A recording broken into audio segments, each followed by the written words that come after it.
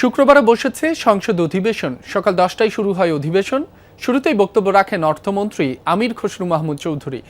উন্নয়নের নামে আওয়ামী সরকার প্রশাসনিক কাঠামো ধ্বংসের পাশাপাশি আর্থিক প্রতিষ্ঠানগুলোকে দুর্বল করেছে বলে সংসদে জানান মন্ত্রী। 2005 সালেও ব্যাংকের ঋণ খেলাপি 13.5%, বর্তমানে যা 30%-এর ওপর, জানান অর্থমন্ত্রী। এসব সমস্যার সমাধানে কাজ করছে বিএনপি সরকার, বলেন আমির খসরু। আজ বরিশাল, নারায়ণগঞ্জ ও ময়মনসিংহে উন্নয়ন কর্তৃপক্ষ বিল, বাংলাদেশ শিল্পকলা একাডেমি সংশোধনী বিল এবং বাংলাদেশ বন শিল্প উন্নয়ন কর্পোরেশন বিল 2026 উত্থাপন করা হবে।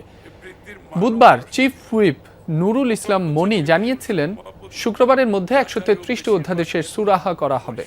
কাজের পরিধি বিবেচনায় সাপ্তাহিক ছুটির দিনেও সংসদে অধিবেশন পরিচালনার সিদ্ধান্ত নেওয়া হয়েছে। অধিক নির্ভরতার কারণে প্রবাস আয় ও বৈদেশিক মুদ্রার রিজার্ভ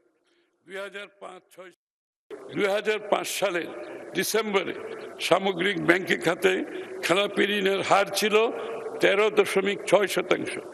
2024 সালের ডিসেম্বরে এসে সেই চিত্র আমূল পাল্টে গেছে।